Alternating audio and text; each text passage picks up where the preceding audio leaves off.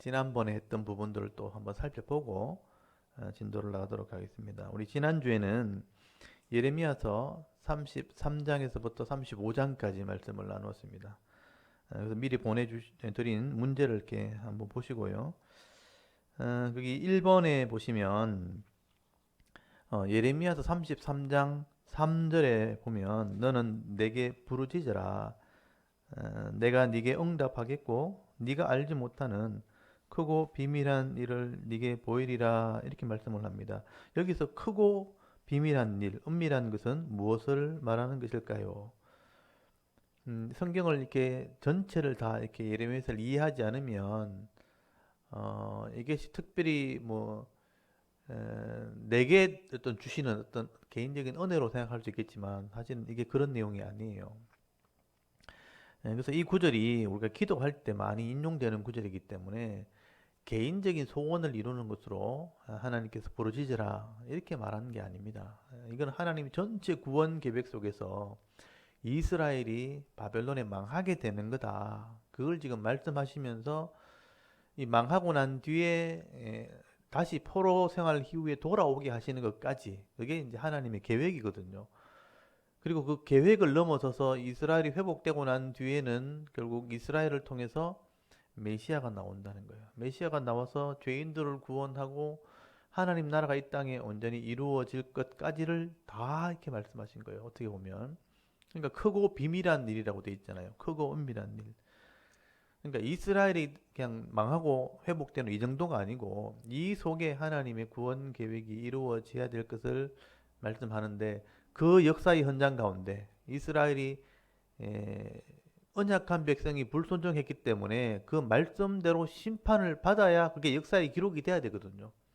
그 심판을 받는 사건이 지금 일어나는데 이 사람들이 그 당시에 이스라엘 사람들이 그거 순종하지 않겠다고 막 이렇게 버티니까 너희들이 내게 부르짖어야 그러니까 내 백성이 돼야 내가 그 일을 이루는 거다. 지금 그렇게 말씀하신 거예요. 굉장히 폭넓은 얘기입니다. 그래서 제가 너는 내게 부르짖으라라는 단어를 일부러 히브리어로 써놨잖아요.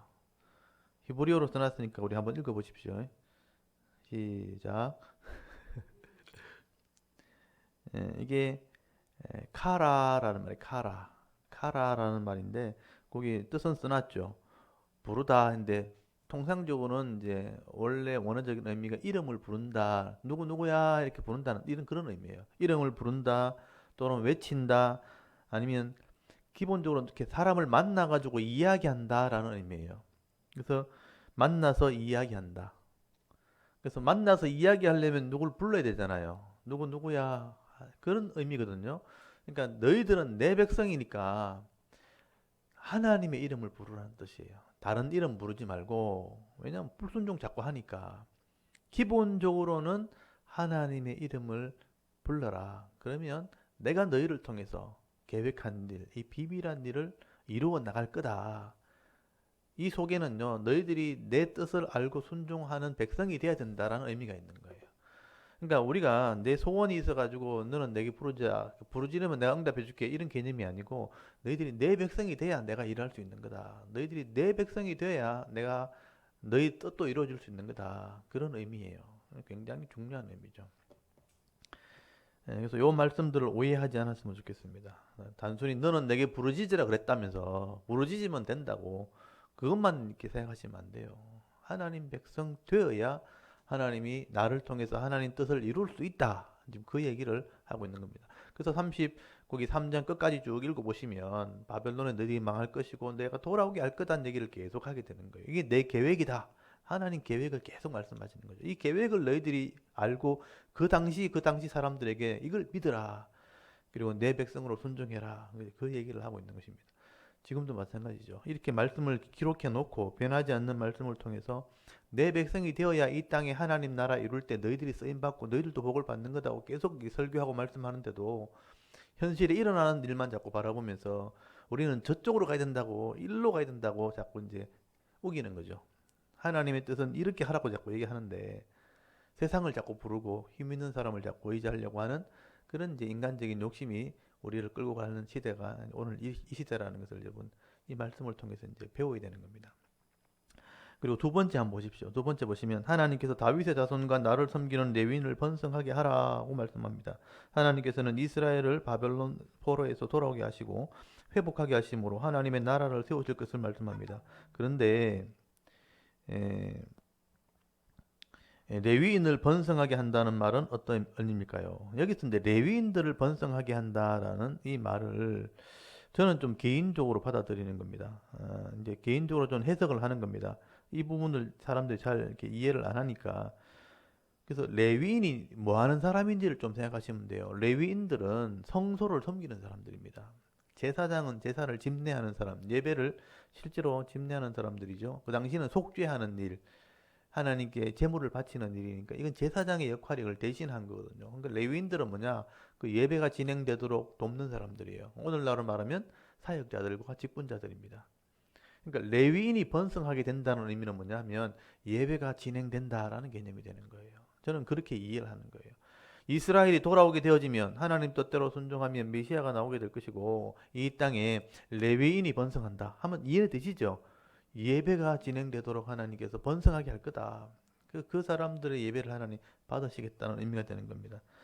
그래서 지금도 세상은 점점 타락해가고 100%가 온전히 되는 세상은 없습니다. 죄악이 늘 관영하기 때문에 그 속에 이런 예배자가 있다는 게 중요한 거예요. 하나님께서 그 속에 이 세상 속에 예배하는 자를 하나님 세우시고 그들을 번성하게 해 나가시겠다. 그 은혜를 누리는 사람이 복 있는 사람이죠. 이 죄악된 세상 속에서도 그때도 마찬가지고 지금도 마찬가지고 종말이 와도 마찬가지입니다. 그래서 레위인을 번성하게 하시겠다고 하나님 약속하셨기 때문에 예배가 계속 진행되는 겁니다. 오늘날 말씀을 이렇게 섬기는 사람들을 통해서 그렇게 되는 거죠. 그다음 세 번째, 시드기야 왕과 이스라엘 백성이 히브리 남녀 종들에게 자유를 주기로 언약을 해놓고 그 언약을 어기고 다시 종을 삼게 됩니다. 히브리 종을 7년째 자유하게 하라는 규례는 성경 어디에 있나요? 이렇게 되는데요. 하도 말씀을 순종하지 않으니까 하나의 예를 적어 놓은 거예요. 그래서 하나님의 은혜를 입으려면 말씀을 순종해야 된다 그러니까 이 왕들과 고관들 주로 이제 그 정치하는 이런 권력 있는 사람들은 종들이 다 있단 말이에요. 원래 6년 동안 일하면 7년째는 자유를 줘야 되는 게 율법이거든요. 근데 아무도 안 지키는 거죠, 권력자들이. 그래서 이제 그 말씀을 한번 순종하자고 자기들끼리 의논한 거예요. 하나님 말씀이니까 이제 우리 한번 말씀 한번 순종합시다. 그러면서 이제 6년 동안 일한 종들을 다 풀어준 거예요. 말씀대로 풀어준 거예요. 그래서 순종했으면 끝까지 그들에게 잘 살 수 있도록 종들에게 자유를 주고 도와줘야 되는데 이제 일할 사람이 없어지니까 자기들이 힘들어지니까 불편하다 그러면서 또 다 종들을 잡아버린 거예요. 노비를 잡아와가지고 또 노비를 종을 시킨 거죠. 그러니까 이런 작은 것 하나도 말씀을 순종하지 못하면서 어떻게 하나님께 복 받기를 원하느냐 하면서 책망하는 글이 예레미야 34장에 기록된 겁니다. 그래서 이 규례가 어디 있는지를 알고 있어야 이게 하나님의 말씀이구나. 그 당시에는 종을 6년 동안 일시키고 7년째 풀어주는 것이 율법이었지만 오늘날로 적용하면 작은 말씀이라도 우리가 이렇게 순종하는 삶이 있어야 된다는 얘기를 하고 있는 거예요. 이웃을 사랑할 때 가난한 자를 이렇게 도와주고 손을 펴고 구약의 레위기 19장에 보면 우리가 추수할 때 흘린 나사는 죽지 않고 모퉁이는 베지 않고 이게 율법이거든요. 그러면 그걸 순종하는 겁니다. 그 당시에는. 지금은 이제 가난한 자를 위해서 이렇게 구제금을 내놓고 하는 것은 우리가 돈이 많건 적은 간에 말씀이니까 순종해야 되거든요. 근데 그런 걸 안 한단 말이에요. 아까워하면서 안 하고. 그런 것도 순종하지 않으면서 내가 어려움 당했을 때 도와달라고 기도하는 것은 그거는 말씀대로 하지 않는 것이기 때문에 가증한 것이 될 수 있는 거예요. 그래서 작은 것으로도 말씀이라도 순종할 수 있는 그런 믿음이 있어야 되는 것을 말씀하는 거예요. 근데 그 당시 이 고관들이나 권력자들은 그런 순종해보는 척 하다가 안 되면 또 포기해버리는 거예요. 그래서 책망을 들었단 말을 하게 되는데요. 이 율법이 어디 나오는가 우리가 알고 있어야 되잖아요. 그래서 이 율법이 어디 나오는지 대부분 사람들은 잘 모르죠.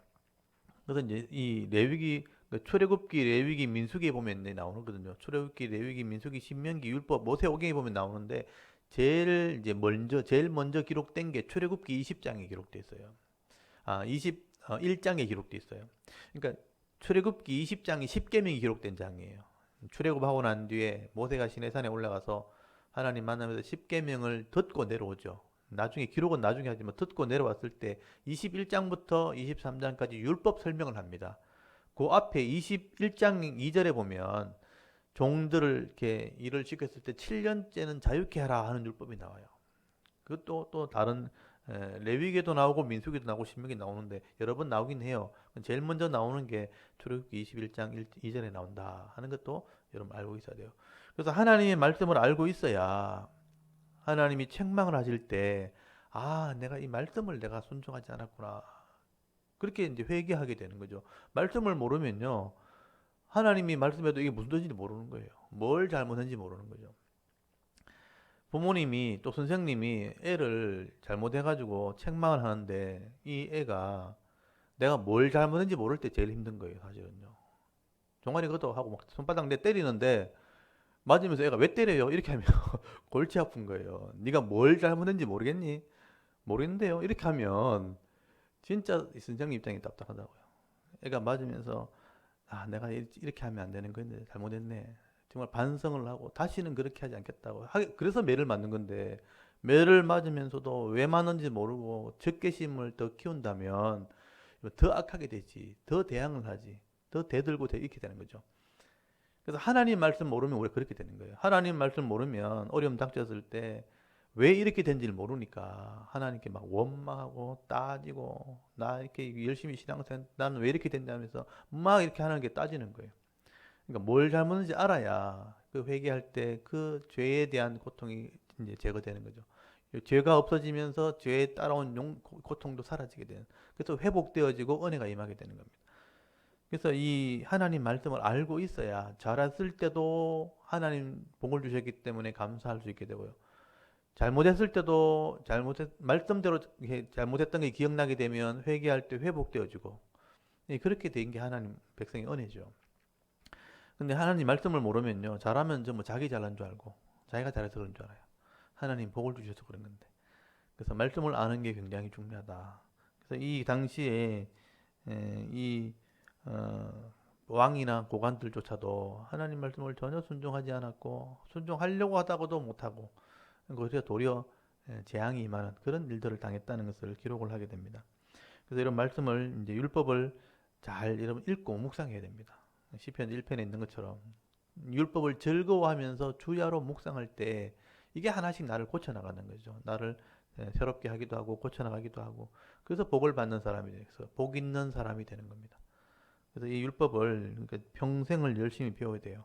신명기 6장 5절에 있는 것처럼 자녀와 아들과 손자들에게 평생을 가르치라고 되어 있으니까 평생을 이 말씀을 여러분 잘 배워서 말씀대로 그 나이에 맞는 복을 다 받을 수 있기를 바랍니다.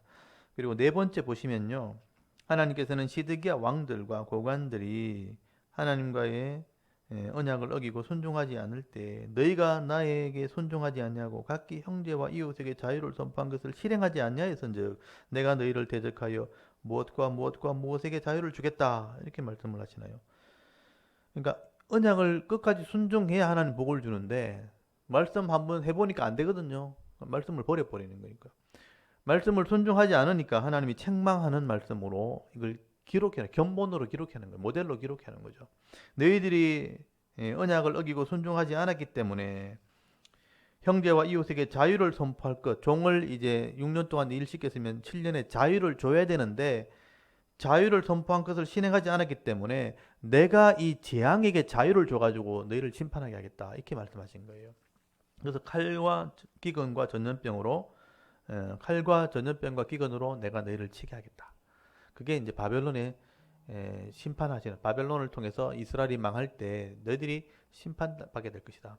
원래 하나님이 바벨론의 이게 도구로 이스라엘을 점령하게 하시는 것은 포로되어 잡아가려고 한 거예요. 잡아가서 쉽게 말하면 더러운 것을 가서 씻겨서 가져오려고 이제 고치려고 잡아가는 건데 안 잡아가려고 끝까지 우기는 사람은 거기서 그냥 바로 심판을 당하는 거예요. 죽는다는 겁니다. 그래서 예루살렘이 멸망당할 때 너희들은 심판을 받게 될 거다. 그렇게 말씀하신 거예요. 그래서 여러분 하나님 말씀대로 이래 순종해서 당하는 고난은 그게 연단이 되어서 더 큰 믿음으로 나오지만 불순종하는 자들은 그게 심판이 된다는 걸 아셔야 되는 거예요. 그래서 5번에 보시면요. 하나님께서는 언약을 어긴 이스라엘 백성들에게 언약을 잘 지키고 있는 한 족속을 소개합니다. 어떤 사람들인가요? 예레미야 35장에 보시면 레갑 족속 사람들을 보여주죠. 이렇게 불순종하는 모델을 보여주시고 난 뒤에 그 다음에 35장에 와서 하나님의 백성이 아닌데 하나님의 말씀을 이렇게 양심적으로 그러니까 언약을 잘 지키는 족속이 하나 있다는 걸 소개하게 되는 거예요. 그러니까 이 사람들은 이 여호야김 때 있었던 사건을 기록했기 때문에 원래 먼저 있었던 일이지만 예레미야가 일부러 거기 집어넣는 것은 하나님께서는 이렇게 언약을 잘 지키는 것을 기뻐하신다는 것을 지금 설명하고 있는 거예요. 그래서 이 레갑 족속이라는 사람이 자기 선조의 언약을 이렇게 잘 지키고 있다. 하나님이 그걸 지켜보고 있었다는 거예요. 내 백성은 하나님과 신과 언약한 것도 안 지키는데 복을 주고 가나안 땅을 주고 기업을 복을 줬는데도 안 지키는데 이 사람들은 자기 선조의 언약을 철저하게 잘 지키는 거 보니까 내가 기분이 좋다. 그러면서 이 레갑 족속의 아들들을 후손들을 칭찬하는 장면이 예레미야 35장에 기록되는 거죠. 그래서 저는 이걸 보면서 하나님이 그러니까 택한 백성에 주신 말씀은 특별 계시, 특별 언약이잖아요. 말씀으로 주신 언약이죠. 근데 일반적으로 모든 생명을 주실 때는 하나님이 양심이란 법을 주셔가지고 사람을 존중히 여길 수 있는 그런 인격을 다 주신 거예요. 그래서 그 일반 원칙, 일반 원리인데 일반 은총 가운데서도 사람의 생명을 존중히 여기면서 언약을 약속을 잘 지키는 인격을 가진 사람들에게는 일반 은총의 복을 준다는 거예요. 그것도 하나님 기뻐하신다는 거죠. 그런데 하나님 말씀을 통해서 언약한 것도 안 지킨다면 일반 은총으로 복받은 사람한테 부끄러운 거잖아요. 세상 사람한테 예수 믿는 사람들이 부끄러움을 당해서 되겠느냐. 그 얘기를 지금 하고 있는 거죠. 지금 우리 시대가 그런 시대인 거예요. 사회 공동체 속에서 기본적으로 지켜야 할 질서도 있고 언약도 있잖아요. 그 사람들 예수 안 믿는 사람도 그걸 지키는 사람 있다고요. 정직과 성실함으로 자기가 일한 만큼 대가를 누리면서 존경받는 사람이 있습니다. 근데 예수 믿는다 하면서 하나님의 법으로 언약한다고 하면서도 말씀도 안 지키고 일반적인 원칙도 안 지키면 그런 사람한테 부끄러운 거란 말이에요. 하나님이 그런 사람은 칭찬해도 예수 믿는 사람은 책망을 하게 되는 겁니다. 근데 그게 이 예레미야 35장의 의미예요. 그래서 제가 참 읽을 때 하나님이 이런 사람들을 기뻐하시는구나. 그래서 제가 하나님 마음을 읽을 수가 있었습니다. 그래서 작은 약속도 지켜내면 하나님이 기뻐하시고요. 거기다 하나님 말씀을 언약한 것으로 잘 지키면요. 하나님이 복을 주시는 거죠. 세상 사람들이 받지 못하는 복을 주는 거예요. 그게 성도가 받는 복입니다. 그래서 그 복을 받을 때 당연히 은혜가 있는 거죠. 그래서 이 레갑 족속을 하나님 칭찬하셨다 하는 것을 기억하시고요. 그 다음에 6번에 보시면요. 레갑의 아들 요나답이요. 자기 후손들에게 영원히 무엇을 마시지 말라고 명령을 했나요? 이 요나답이 포도주를 먹지 말라고 돼 있죠. 술을 먹으면 아무래도 판단력을 잃어버리게 되어지고 실수할 수 있기 때문에 유익하지 않다. 그래서 이 레갑의 아들 요나답이 이제 믿음 있는 사람이거든요. 이 요나답이 제가 수요일 날 그 설교할 때 예후라는 사람이 나와요. 예후가 아합의 집을 심판할 때 이 요나답을 함께 데리고 갑니다. 그러니까 믿음의 사람이에요. 그러니까 아합의 집을 심판하고 아합의 집의 선지자를 막 죽일 때 그 요나답을 함께 데리고 와가지고 너와 함께 손을 잡겠느냐 이렇게 얘기하거든요. 요나답 그 병거를 타고 가다가 이 요나답이 함께 가자 이래가지고 그러니까 우상을 섬기는 사람을 심판했던 의로운 사람이 이 사람이에요. 그래서 이 사람이 자기 선조들이 포도주를 먹지 말라 한 그 약속을 끝까지 지키는 거죠. 그래서 이걸 먹으면 유익되지 못하다. 그리고 전쟁이 있는 곳에는 빨리 피해야 된다. 집을 짓지 말고 장막을 지으면서 그러니까 세상의 땅이나 집을 소유하는 게 아니고 장막을 지으면서 유목생활하는 게 그게 세상을 이기는 길이다 하고 이제 욕심을 가지지 않도록 그렇게 약속을 한 거예요. 그래서 그 약속을 이 후손들이 잘 지킨 겁니다. 그래서 포도주나 독주를 마시지 않으면서 땅에 욕심을 가지지 않고 유목생활을 하는 베두인 족속. 지금도 이 이스라엘에 가면 이런 베두인 족속이 있습니다. 그래서 유목생활하는 이런 족속이 되었다 하는 것을 말씀을 하게 됩니다. 그리고 7번째, 자기 선조와의 약속이지만 약속을 잘 지키는 레갑의 아들 요나답의 후손들에게 하나님께서는 어떤 복을 주시나요? 내 앞에 설 자가 끊어지지 않게 할 것이다. 성경에 그렇게 말씀이 되어 있거든요. 내 앞에 설 자가 끊어지지 않게 될 것이다.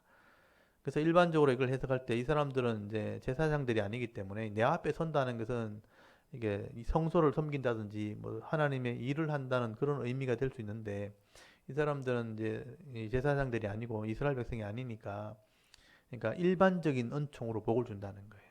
하나님이 그들을 지켜주겠다라는 의미가 되는 거예요. 그래서 그들이 일을 할 때 하나님께서 그들을 보호해 주시고 가는 곳마다 하나님께서 은혜 베풀어 주는 그런 은혜가 있는 것이죠. 여러분, 불신자라고 하나님 버리신 사람들입니까? 아닙니다. 여러분, 이 땅에 태어난 모든 생명은 다 하나님의 사람들이에요. 예, 그래서 죄 아래 태어나기 때문에 죄 문제를 해결하라고 예수를 믿게 하셨고 율법을 주신 것이고 말씀을 주신 것이지. 여러분, 이 땅에 태어난 모든 불신자들이요 예수 믿지 않는다고 하나님 버리시는 거 아닙니다. 돌아오기를 기다리시는 것이죠. 예수 믿기를 기다리시는 것이지. 그래서 이 불신자라 그래서 절대 하나님이 함부로 대하지 않는다는 것, 그것도 기억하시면 좋겠습니다. 그게 일반 언총이에요. 일반 언총, 특별 언총은 말씀을 통해서 언약한 백성을, 특별 언총, 성경을 통해서 언약한 백성을 이제 하나님의 백성, 성도라 그러죠. 그래서 이 지난주 이렇게 35장까지 말씀을 나눌 거예요. 그 다음에 이제 족보, 우리 한번 빨리 한번 외우고 진도를 나가도록 하겠습니다. 뒷장에 넘기시면 아담에서부터 예수님까지 구원의 역사죠. 아담의 10대 손, 홍수 심판 있기 전에 있었던 믿음의 사람들, 그리고 아담, 다음에 셋, 에노스, 게난, 마할랄렐, 야렛, 에녹, 무두셀라, 라멕, 노아. 김호선 집사님이 다 외우세요. 아직 못 외우셨죠? 지금 이제 외우셔야 됩니다. 이거 이제 시간 날 때 한 번씩 이렇게 읽어보시면 돼요. 아담이 10대 손이니까 10명밖에 안 되잖아요. 아담, 셋, 에노스, 게난, 마할랄렐, 야렛, 에녹, 무두셀라, 라멕, 노아. 이게 이 중에 히브리서 11장에 보면 믿음의 사람이라고 이름이 기록된 사람들이 있어요. 아벨 같은 사람 더 나은 제사를 드렸고요. 에녹 하나님과 동행한 사람이고요. 노아 당대 완전한 사람이고 그 당시 심판을 믿었던 사람이에요. 그 이름들이 다 기록이 돼 있어요. 그 시대 사람이지만 하나님이 이 사람들 다 기억해요. 믿음 있는 사람들이었다. 그 죄악으로 심판받는 그런 시대지만 믿음의 사람이었다는 것을 성경에 기록을 하고 있어요. 그래서 이 사람들을 이제 기억해야 돼. 이 사람들을 통해서 예수님이 오신 거니까. 그래서 노아가 심판받고 난 뒤에 셈, 함, 야벳 중에서 함은 세상의 문화를 죄악의 문화를 이뤘지만 그 중에 셈이 하나님의 약속을 이제 받게 되죠. 셈의 10대 손, 그 10명이죠. 그 다음에 셈의 아들이 아르박삿이에요. 아르박삿, 셀라, 에벨, 벨렉, 루, 수룩, 나홀, 데라, 아브라함이에요. 그래서 아브라함을 불러서 하나님 나라를 이루겠다, 땅 주겠다, 자손 주겠다, 아들 주겠다 약속한 거예요. 그걸 믿은 사람이 아브라함이에요. 그래서 아브라함은 땅에 있으면서 성경도 있기 전에 천국을 믿었다고 돼 있어요. 하나님의 거룩한 성, 한 성을 예비했다는 것을 믿었다고 돼 있고 부활도 믿었어요. 그래서 이삭을 바치를 때 바쳤잖아요. 내가 바치면 줄 믿고 이제 죽이려고 한 거죠. 하나님께 바치려고. 그래서 이 아브라함이 믿음의 조상이 된 겁니다. 그래서 이 셈의 10대 손 아브라함, 그 아브라함에서 약속이 넘어갔죠. 그래서 이 아브라함을 통해서 이제 이삭이 나오고 이삭을 통해 야곱이 나왔어요. 야곱의 아들이 12명이 되어서 이스라엘 나라가 됐고 그래서 율법을 받는 모델 나라가 됐잖아요. 그래서 야곱을 통해서 이스라엘 나라가 나오는데 그 중에 12 중에 예수님 족보에 들어간 사람이 유다예요. 그래서 유다의 족보가 이제 사실 예수님이 된 거죠. 그래서 유대인이 된 거예요. 유다, 그다음 베레스, 헤스론, 람, 아미나답, 나손, 살몬, 보아스, 오벳, 이세, 다윗이 살았어요. 그때 이 나라가 진짜 왕이 되었고 나라가 세워졌고 이 나라가 하나님 나라의 모델이 된 겁니다. 그래서 다윗의 자손 예수 그리스도가 된 거예요. 그래서 아브라함 믿음의 사람 첫 사람 아브라함과 다윗의 자손 예수 그리스도의 족보가 나오게 된 거죠. 그래서 이 다윗이 나라를 하나님과 언약하게 되었고 그 아들이 번창에 대해서 모델로 보여줬는데 우상을 섬기는 바람에 나라가 둘로 나눠진 거예요. 경고한 거죠. 그래서 북쪽 이스라엘은 실패의 모델, 물질을 가졌지만 망한 거예요. 그래서 우상 때문에 망하고 물질 때문에 망하고. 그래서 두 왕조, 오므리 왕조, 예후 왕조 두 개가 나오잖아요. 나머지는 전부 다 그거 가지려고 반역한 것밖에 없어요. 그래서 여로보암부터 나답 반역이라서 바하사, 엘라, 시므리 반역, 시므리를 죽인 사람이 오므리. 그래서 이 오므리가 아합, 아하시아, 요람까지 우상의 왕조죠. 오므리 왕조. 그 다음에 심판한 사람이 예후인데 예후가 4명의 아들이 나와요. 요아스, 요아스, 여로보암, 미세스가랴. 이 물질로 망한 거예요. 그 그래서 그걸 가지려고 반역한 게 살룸, 또 반역 머나헴, 버가히야, 베가, 호세아, 그리고 아수르에게 잡혀서 다 망하고요. 혼혈 족속이 돼버렸죠. 그리고 남쪽은 겨우 믿음을 이어받아가지고 솔로몬 다음에는 그래도 우상을 섬겨요. 로밤, 아비안까지 우상을 섬겼다가 아사가 개혁해요. 근데 나중에 배반하고, 근데 요사밭이 두 번째 개혁했는데 또 나중에 아합과 사돈 맺는 바람에 우상을 따라 섬겨버리죠. 요람, 아하시아, 그다음에 아달랴가 잠깐 왕이 되었다가 요아스, 아마샤까지 우상을 섬겼어요. 그다음에 이걸 계획한 사람이 우시야. 근데 이제 15년 문둥병 걸려 죽어버려서 끝나버리죠. 요담, 그다음에 아하스 아칸 왕이 나오고 히스기야가 네 번째 개혁을 했는데 15년 더 사는 바람에 교만해서 타락했고요. 그다음에 므낫세가 태어나서 완전히 악하게 됐을 때 심판할 것을 명령하시죠. 그래서 므낫세 다음에는 아몬, 요시야 일꾼을 키우는 개혁을 했죠. 이제 종말 예루살렘 멸망을 준비해야 되니까 일꾼을 키우는 개혁을 하고, 그다음에 여호아하스 애굽에 잡혀가 죽고요. 그다음에 세 명이 남았죠. 여호야김, 여호야긴, 시드기야가 1차, 2차, 3차 바벨론 포로예요. 그 얘기를 지금 하고 있는 거예요. 그 잡혀가고 난 뒤에 돌아올 때 하나님 회복시켜줘 70년 뒤에 스알디엘 여고냐가 잡혀가요. 여고야긴이 잡혀가가지고 왕 대접을 받다가 그다음 스알디엘이 태어나고 스룹바벨 때 돌아와가지고 성전을 다시 짓고 다시 한번 회복해요. 근데 말라기 때 망하죠. 그리고 14세 만에 예수님이 오는데 그 스알디엘 다음에 엘리웃, 그 다음에 엘리야김, 아소르, 사독, 아킴, 엘리웃, 그 다음에 엘라살, mattan, 야곱, 요셉, 그 다음 예수님이 태어나서 하나님의 예언대로 실제로 이 말씀대로 이 말씀을 다시 가르치고 언약하는 게 새 언약이 된 거죠. 그래서 하나님 나라의 속죄를 이루고 백성의 속죄를 이루고 하나님 나라를 여기 이루게 되고, 이 하나님의 구원 계획과 속죄와 나중에 심판을 믿게 되어질 때에 그 믿음 가운데 교회가 생기게 된 거죠. 그래서 이 반석 위에 내 교회를 세운다. 사도 베드로가 가이사라 빌립보에서 주는 그리스도시요 살아계신 하나님의 아들이라고 고백하게 될 때 이 하나님의 구원 계획, 예수를 믿고 속죄를 믿는 믿음 위에 교회가 세워질 거다 그랬거든요. 그게 신약교회입니다. 그게 종말까지 가는 거죠. 그 교회를 통해서 자기 백성을 다 구원하시고 더 이상 돌아올 사람이 없을 때 결국 죄를 심판하시고 원래대로 돌려놓겠다. 그래서 창세기 전의 모습으로 죄 문제를 해결하는 게 인류 역사가 된 겁니다. 창세기로도 돌려놓고 다시 영원한 세계로 회복시키는 거. 그게 하나님의 전체 구원 계획입니다. 이 성경을 통해서 그걸 지금 기록해 놓은 거죠. 원래대로 돌아가는. 이 죄 문제가 그만큼 심각하고 쉽지 않은 문제예요. 법적으로 해결해야 되고 하나님이 공의로 이걸 해결해야 되기 때문에, 그래서 우리가 이 하나님의 이 작은 지식으로 하나님 구원 계획을 이해하기는 말씀을 읽지 않으면 이해할 수 없어요. 그래서 이것을 읽으면서 우리가 주어진 인생을 믿음으로 잘 사셔야 됩니다. 어떻게 보면 하늘에서 전능자가 우리를 볼 때 우리는 진짜 먼지맛도 못하고 벌레맛도 못한 인간이거든요.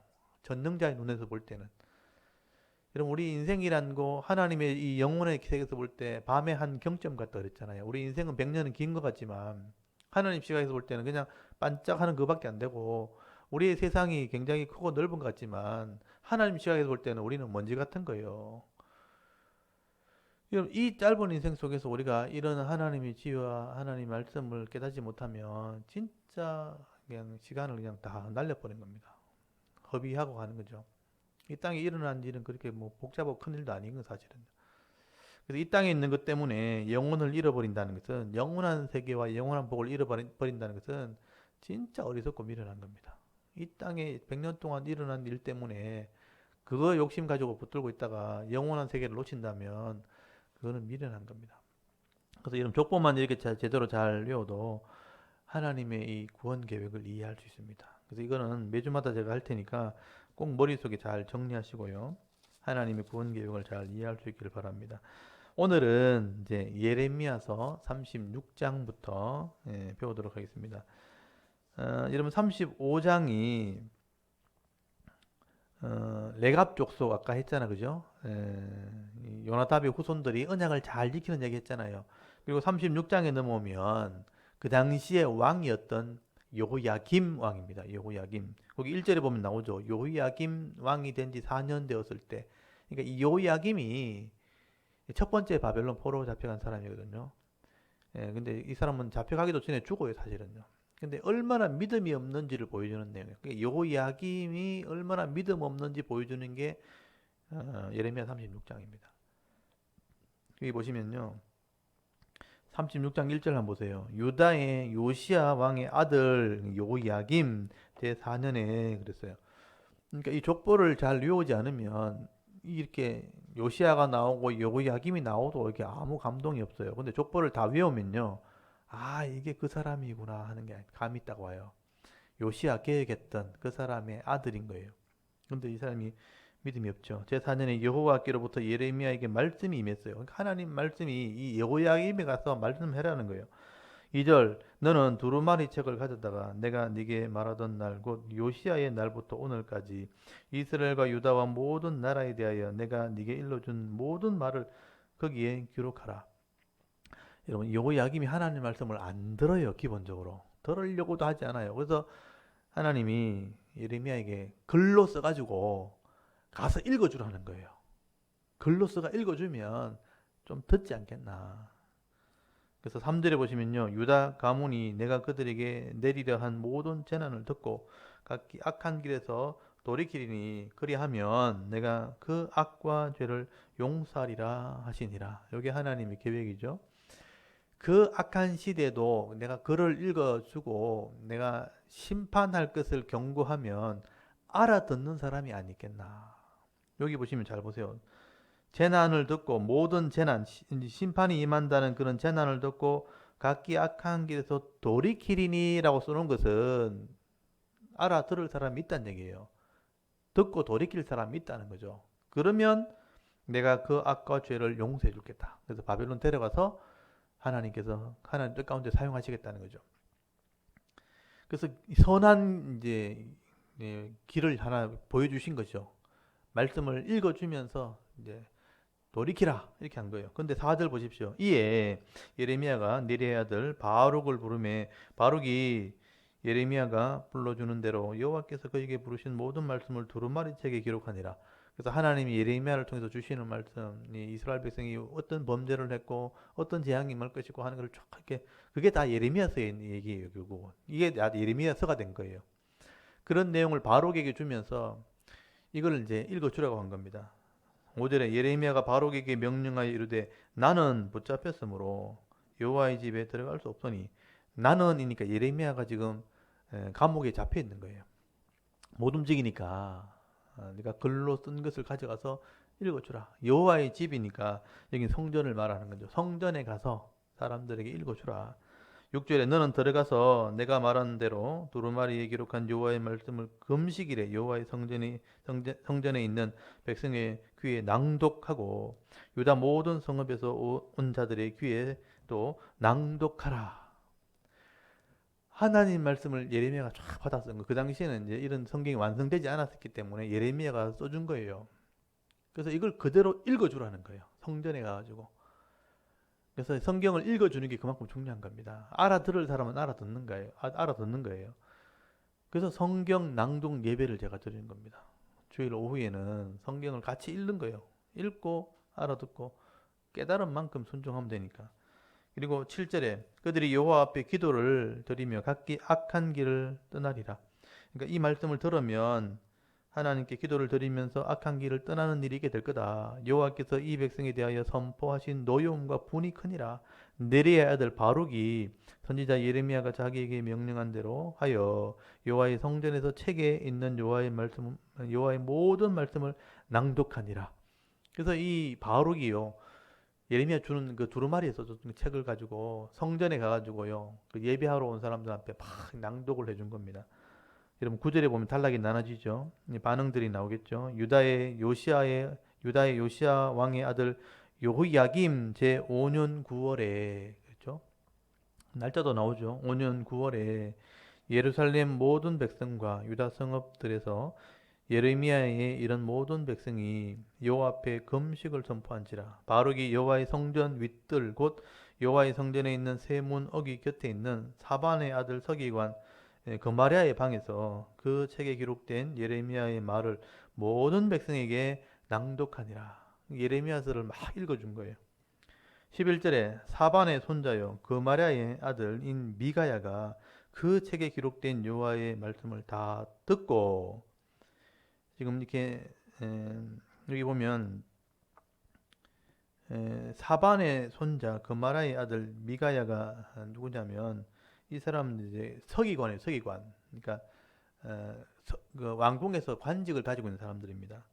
그래서 12절에 보시면 왕궁에 내려가서 서기관의 방에 들어가니 모든 고관이니까 관리들이죠. 그러니까 대신들, 그러니까 왕궁에서 일하는 사람들, 고관, 곧 서기관 엘리사마와 스마의 아들 들라야와 악보의 아들 엘라단과 사반의 아들 그마레와 하나네의 아들 시드기야와 모든 고관이 거기 앉아 있는지라. 그러니까 왕궁에 일하는 사람들인 거죠. 요즘 말로 하면 이런 행정 관리들, 이런 사람들이 그 있고, 서기관들, 왕의 일들을 기록하는 사람들, 이런 사람들이 다 앉아 있는 거죠. 13절에 미가야가 바룩이 백성의 귀에 책을 낭독할 때 들은 모든 말을 그들에게 전하며, 이 미가야라는 사람이요 알아들은 거예요. 하나님 말씀을 알아듣고 놀란 거예요. 그리고 이 들은 얘기를 또 막 해주는 거예요. 14절에 이에 모든 고관이죠, 모든 관리들이 구시의 정손 셀라마의 손자 느다나의 아들 예후디를 바룩에게 보내 이르되, 너는 백성의 귀에 낭독한 두루마리를 손에 가지고 오라. 네리야의 아들 바룩이 두루마리를 손에 가지고 그들에게 오니 그들이 바룩에게 이르되 앉아서 이를 우리 귀에 낭독하라. 바룩이 그들의 귀에 낭독하매. 그러니까 성전에서 막 낭독했던 것을 관리가 들었고요. 그 관리가 듣고 이게 보통 말이 아니다 하고 생각하고 관리들을 모아놓고 우리한테 다시 읽으라 이렇게 한 거예요. 그 고관들이 다시 이 말씀을 들은 거예요. 그리고 16절에 그들이 그 모든 말씀을 또 들어서 놀라서로, 이렇게 놀랐다는 말을 줄을 쳐놓으세요. 알아들은 거예요. 아, 하나님께서 이 백성을 이렇게 책망하시고 심판하시겠구나 하고 놀라서로 보며 바룩에게 이르되 우리가 이 모든 말을 왕에게 아뢰리라. 그러니까 이 사람들이 관리들이니까, 나라를 이렇게 섬기는 사람들이니까 왕도 알아야 된다 이렇게 한 거예요. 그래서 왕에게 이 책을 들고 간 겁니다. 17절 고관들이 또 바룩에게 물어 이르되 너는 그가 불러주는 이 모든 말씀을 어떻게 기록하느냐 청하노니 우리에게 알리라. 바룩이 대답하되 그가 그의 입으로 이 모든 말을 내게 불러주기로 내가 목으로 책에 기록하노라. 그러니까 예레미야가 불러줘서 기록한 것이다 하고 말해준 거예요. 19절에 이에 고관들이 바룩에게 이르되 너는 가서 예레미야와 함께, 그러니까 여기 아까 그가 불러줬다는 게 예레미야라는 것을 알 수 있죠. 예레미야와 함께 숨고 너희가 있는 곳을 사람에게 알리지 말라 하니라. 이 고관들은 나라가 망한다는 얘기고 결국 포로되어 잡혀가라는 얘기거든요. 그러니까 왕이 들으면 기분 나쁜 얘기라는 걸 알고 있는 거예요. 그러니까 혹시나 이 출처를 물어가지고 잡을 수 있으니까 예레미야 보고 숨어 있으라 그래라. 그렇게 한 거예요. 그러니까 그래서 왕에게 이제 각오를 하고 가는 거죠. 이 말씀을 들려줘야 되겠다. 왜냐하면 나라에 관한 문제이기 때문에. 그래서 20절에 보시면요, 그들이 고관들이요 두루마리를 서기관 엘리사마의 방에 두고 뜰에 들어가 왕께 나가서 이 모든 말을 왕의 귀에 아뢰었어요. 이제 하나님 주신 말씀이 백성들을 거쳐서 관리들을 거쳐서 이제 왕의 귀에까지 들어간 거예요. 이게 하나님 방법이라는 거예요. 제가 볼 때. 그냥 설교하면 왕이 설교들은 안 오니까 글을 써가지고요. 막 이렇게 막 알려주는 거예요. 그래서 왕의 귀까지 들을 수 있도록 하나님께서 하신 거예요. 하도 안 들으니까 이렇게 한 거예요. 근데 놀랍게도 이 여호야김이요, 대신들이 읽어주는 그 성경 말씀을 듣고 깨닫고 묵상해야 되잖아요. 딱 듣자마자 자기 책망하는 말이잖아요. 칼 가져오라 그래가지고요, 두루마리를 쫙쫙 찢습니다. 찢어가지고 화롯불에 태워버립니다. 이게 여호야김 왕이에요. 듣기 싫다는 거예요. 한번 보십시오. 왕의 귀에 아뢰니 21절에 왕이 여후디를 보내요. 두루마리를 가져오게 하며 여후디가 서기관 엘리사마의 방에 가져다가 왕과 왕의 곁에 선 모든 고관의 귀에 낭독을 하기 시작했어요. 하니 그때 9째 달이라 왕이 겨울 궁전에 앉았고 그 앞에 불 피운 화로가 있더라. 여후디가 서너 쪽을 낭독하면 왕이 칼로 그것을 연하여 베어 화롯불에 던져서 두루마리를 모두 태웠더라라고 기록하고 있어요. 여러분, 하나님의 말씀을 읽어주는데도 이 여호야김 왕은 들을 마음이 전혀 없는 거예요. 그러니까 들었을 때 감정으로 기분 상한 거예요, 사실 솔직히. 그러니까 왕이 자기가 왕이라는 거죠. 그래서 칼로 두루마리를 찢어서 불태워버립니다. 사람들, 고관들 분합해서 다른 고관들은 하나님을 두려워하고 믿기 때문에 큰일 났다. 이 나라가 지금 위험하다. 이 나라를 살리기 위해서는 왕이 움직여야 되는데 이렇게 해서 가져온 건데 왕은 듣기 싫다는 거예요. 그러니까 이 고관들이 놀래가지고요. 왜 그렇게 하냐고 막 이렇게 따지는 장면이 나옵니다. 24절에 왕과 그의 신하들이 이 모든 말을 듣고도 두려워하거나 자기들의 옷을 찢지 아니하였고 엘라단과 들라이아와 그마랴가 왕께 두루마리를 불사르지 못하도록 아뢰어도 왕이 듣지 아니하였으며 불태우지 말라고 아뢰어도 듣지 않았다고 돼 있어요. 왕의 권력이라고 생각한 거예요. 26절에 왕의 아들 여라무엘과 이스라엘의 아들 스라야와 압디엘의 아들 셀레마에게 명령하여 서기관 바룩과 선지자 예레미야를 잡으라 하였으나 여호와께서 그들을 숨기셨더라. 왕이니까 자기한테 기분 나쁜 말 했다는 거예요. 그래서 예레미야를 잡아들여라 했는데 하나님이 숨기셨어요. 하나님이 예레미야를 도우셨다.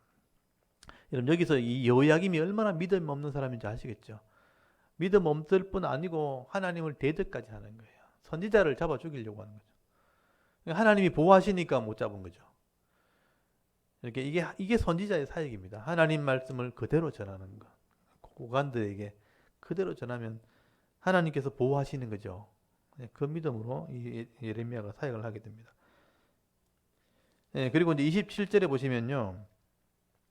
보십시오. 왕이 두루마리와 바룩이 예레미야 입에 통해 기록한 말씀을 불사른 후에, 왕이 하나님 말씀을 전혀 듣지 않았잖아요. 하나님께서는 어떻게든지 듣게 하려고 해서 듣게 했는데 결국 듣지 않았죠.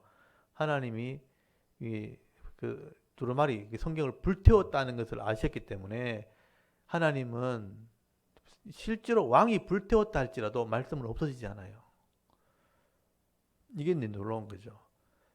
성경이 기록돼서 성경을 불태운다고 성경이 없어지는 게 아니에요. 하나님 말씀을 없어지지 않아요. 그래서 하나님이 다시 말씀을 예레미야에게 주시고 다시 기록하게 해요. 그래서 이 성경이 남아있는 거예요. 다시 말씀을 주신다. 그래서 이 말씀은 변하지 않는다는 거죠. 불사른 후에 보세요. 여호와의 말씀이 예레미야에게 임하니라. 다시 임한 거죠. 이러시되 너는 다시 다른 두루마리를 가지고 유다의 여호야김 왕이 불사른 첫 두루마리의 모든 말을 기록하고, 불태워도 말씀은 없어지지 않으니까 다시 기록을 하는 거예요.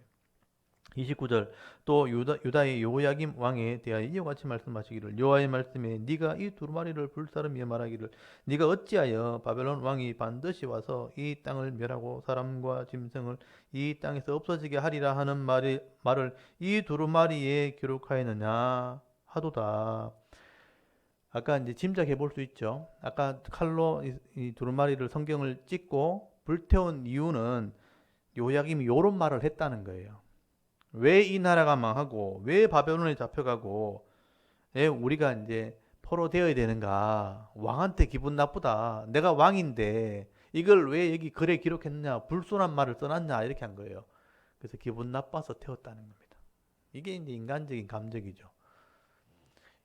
원래 진짜 믿음 있는 사람은 회개합니다. 내가 잘못했구나. 내가 왕인데 이 나라를 다스리고 있는데 이 땅이 이렇게 되었다면 내가 잘못해서 그렇구나. 이렇게 돼야 되는 거예요. 근데 전혀 회개할 마음이 없는 거예요. 왜 기분 나쁜 말 하는 거죠? 하나님 위에 자기가 있는 거예요.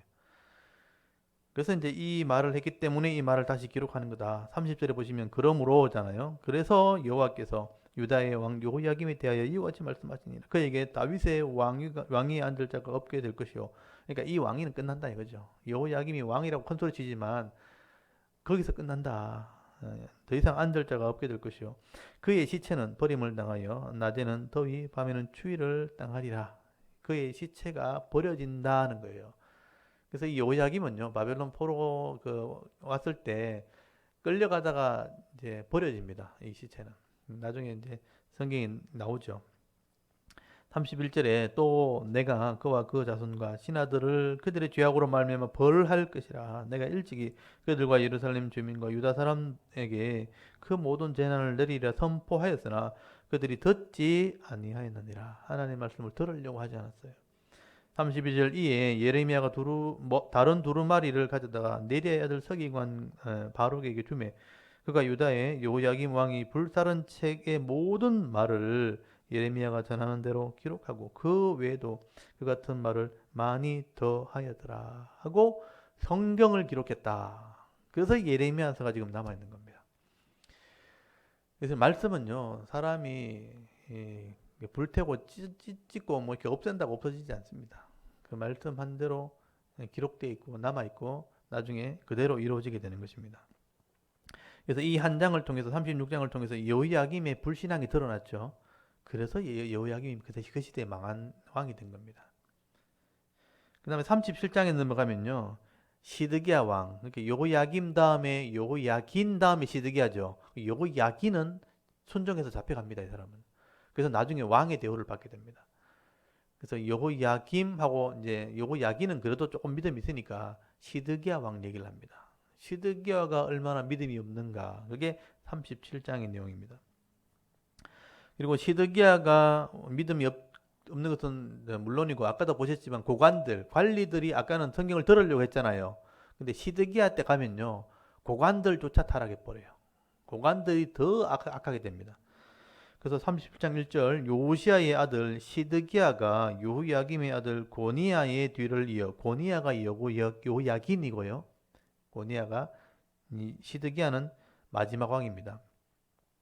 고니야 그러기도 하고 요야긴 그러기도 하고 여고냐 그러기도 하죠. 그래서 이 고니야, 여고냐, 요야긴 세 가지 이름은 다 요야긴을 말하는 겁니다.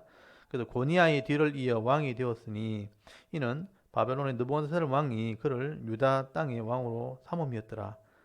그와 이 시드기야와 그의 신하와 그의 땅 백성이 여기 세 가지 나오죠. 그와 왕과 신하와 그 땅 백성이 여호와께서 선지자 예레미야에게 하신 말씀을 어떻게 했다고요? 듣지 아니하니라. 이제 완전히 타락한 거예요. 왕도 안 듣고 신하도 안 듣고 백성도 안 듣는 시대가 되었으니까 망한 거예요. 그래서 3절 이제 그 예를 들죠. 시드기야 왕이 셀레마의 아들 여후갈과 마아세야의 아들 제사장 스바냐를 선지자 예레미야에게 보내 청하되 너는 우리를 위하여 우리 하나님 여호와께 기도하라 하였으니 보십시오. 이 사람 믿음 없는 사람들입니다. 근데 말은 어떻게 하냐? 우리를 위해서 기도해라. 이렇게 얘기해요. 여기 줄을 쳐놓으시고요. 그리고 4절에 그때 예레미야가 갇히지 아니하였으므로 이때는 예레미야가 이제 감옥에서 풀려난 거예요. 백성 가운데 출입하는 중이었더라. 바로의 군대가 애굽에서 나오매 예루살렘을 에워쌌던 갈대아인이 그 소문을 듣고 예루살렘을 떠났더라. 여기다가 하나 써놓으세요. 잠시 떠났더라. 잠시 떠난 거예요. 지금 한 줄로 기록되어 있지만 사실 이게 뭐냐면 시드기야 왕이요. 바벨론이 지금 이제 1차, 2차 포로 잡혀가고 마지막 이제 3차 포로 잡혀가는데 이제 나라가 위급하다고 생각되니까 자기 힘으로는 안 되니까 애굽의 원병을 청한 거예요. 주위 나라, 하나님께 의지하거나 하나님께 믿음으로 서는 게 아니고 힘 있는 나라 왕들에게 도움을 청한 거예요. 그래서 애굽이 그래서 군사를 파병한다는 소식이 들려왔을 때 이 바벨론 입장에서는 적들이 쳐들어오니까 이제 전열을 정비하기 위해서 예루살렘 포위하고 있던 군사를 잠깐 뺀 거예요. 그때 예루살렘에 있는 이 시드기야와 정치하는 이 관리들이요, 자기가 정책을 잘한 줄 알고 애굽의 원병을 청했더니 바벨론이 물러갔다 뭐 이렇게 된 거예요. 그 분위기를 지금 설명하고 있는 거예요. 이게 이제 나중에 에스겔서도 나오고 여러 책에 나오는데 일단 그 상황이라는 것을 이해하셔야 돼요. 그래서 6절에 보시면요, 이때 여호와의 말씀이 임하게 되는 거죠. 여호와의 말씀이 선지자 예레미야에게 임하여 이르시되 이스라엘 하나님 여호와께서 이와 같이 말씀하시니라. 너희를 보내어 내게 구하게 한 유다 왕에게 아뢰라. 너희를 도우려고 나왔던 바로의 군대는 자기 땅 애굽으로 돌아가겠고, 아까 애굽의 원병을 청했더니 약간 도우러 출발한다 그랬죠. 근데 애굽으로 다시 돌아간다 이렇게 얘기하죠. 8절 갈대아인 바벨론이죠. 다시 와서 이 성을 쳐서 빼앗아 불살으리라. 바벨론이 잠깐 물러간 것 같지만 다시 온다. 그러니까 너희는 바벨론에서 망한다. 이게 하나님의 뜻이라는 거죠. 9절에 여호와께서 이와 같이 말씀하시니라. 너희는 스스로 속여 말하기를 갈대아인이 반드시 우리를 떠나리라 하지 말라. 그들이 떠나지 아니하리라. 스스로 말했다는 것은 이 사람들이 애굽이 온다 했을 때 바벨론이 물러가니까 이제 우리가 이제 바벨론이 물러갔으니까 우리는 망하지 않는다 이렇게 말하고 다녔다는 거예요.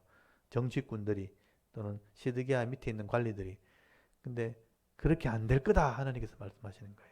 그건 스스로 속이는 거다 너희들 스스로.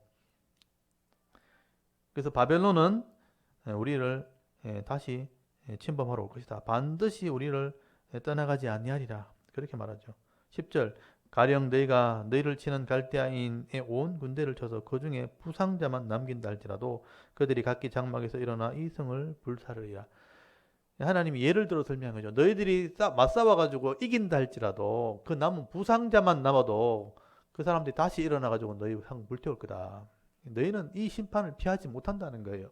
근데 계속 이 사람들은 저게 다른 나라가 도와주러 오면 살 수 있다. 애굽이 오면 우리 이길 수 있다. 이런 식으로 이제 자기들이 스스로 속이는 말을 했다는 것입니다. 11절에 갈대아인의 군대가 바로의 군대를 두려워하여 예루살렘에 떠나매 예레미야가 베냐민 땅의 백성 가운데 분깃을 받으려고 예루살렘을 떠나 거리로 가려고 하여 베냐민 문에 이른즉 하나네의 손자여 셀레마의 아들인 이리야라 하는 이름하는 문지기의 우두머리가 선지자 예레미야를 붙잡아 이르되 네가 갈대아인에게 항복하려 하는도다.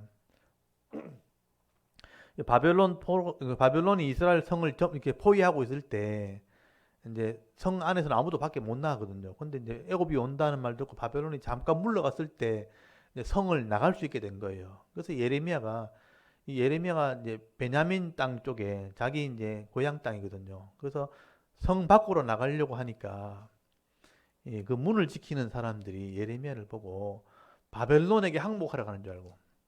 그러니까 이 예레미야가 바벨론이 우리를 점령할 거다, 우리를 무너뜨릴 거다, 늘 이렇게 이제 하나님 말씀을 전했기 때문에 사람들이 볼 때는요, 이 예레미야가 바벨론에 충성하는 사람인 것처럼 그렇게 오해한 거예요. 그래서 이제 이 혼자 나가니까 바벨론에게 항복하러 가려는 거지, 또는 바벨론에게 이제 고자질을 하려고 가려는 거지, 이렇게 이제 모함을 한 거예요. 그래서 예레미야를 감옥에 가두게 되는 겁니다. 그래서 예레미야는 하나님 말씀 전해놓고 감옥에 갇힙니다. 여러분 14절에 보시면요, 예레미야가 이르되 거짓이다. 나는 갈대아인에게 항복하려 하지 아니하노라. 이리야가 듣지 아니하고 예레미야를 잡아 고관들에게 끌고 가매 이 고관들이 바로 이제 관리들, 정치하는 사람들이에요. 노여워하여 예레미야를 때려서 서기관 요나단의 집에 가두었으니 이는 그들이 이 집을 옥으로 삼았음이더라. 예레미야의 말을 들으려고 하지 않죠. 나는 하나님 말씀을 전한 것이고 내가 도망가는 거 아니다. 내가 항복하러 가는 거 아니다. 이렇게 항변하는데도 들으려고 하지 않고 매를 때렸다고 되어 있어요. 매를 때리고 감옥에 가둬버렸다. 예레미야는요, 하나님 말씀 전하고 설교하다가 감옥에 들어갑니다. 오해를 받은 거죠. 그래서 16절에 보시면요, 예레미야가 뚜껑 씌운 웅덩이에 들어간 지 여러 날 만에, 감옥이 뭐 특별한 것도 아니고요, 구덩이에다가 그냥 뚜껑 달아놓은 거예요. 그 안에 집어넣은 거예요. 17절에 시드기야 왕이요 사람을 보내어 그를 이끌어내고 왕궁에서 그에게 비밀이 물어 이르되 여호와께로부터 받은 말씀이 있느냐. 예레미야가 대답하되 있나이다. 또 이르되 왕이 바벨론의 왕의 손에 넘겨지리다. 여기서 이제 시드기야가 얘기가 나오죠. 그래서 이때 시드기야의 믿음이 나오는 거예요. 시드기야는 왕인데 하나님 말씀이 이제 이 나라가 망한다 그러는데, 애굽이 오면 도움을 받을 줄 알았는데 예레미야가 계속 망한다 하니까 이제 궁금한 거예요. 그래서 이제 여기 보시면 지금 구덩이에 빠져 있는 예레미야를 17절에 보시면 그를 이끌어냈다고 돼 있잖아요. 그래서 왕궁에서 불러가지고 비밀이 물어보는 거죠. 진짜 하나님 말씀 있느냐? 있다. 뭐냐? 하니까 바벨론에게 당신이 망하게 될 겁니다. 18절에 예레미야가 다시 시드기야 왕에게 이르되 내가 왕에게나 왕의 신하에게나 이 백성에게 무슨 죄를 범하였기에 나를 옥에 가두었나이까. 바벨론의 왕이 와서 왕과 이 땅을 치지 아니하리라고 예언한 왕의 선지자들이 이제 어디 있나이까. 여기 왕의 선지자들 여기 줄을 쳐놓으세요. 그러니까 예레미야 선지자 말고 왕의 선지자들이 있는 거예요. 그러니까 왕의 선지자들은 이 나라 안 망한다고 자꾸 설교하는 거예요.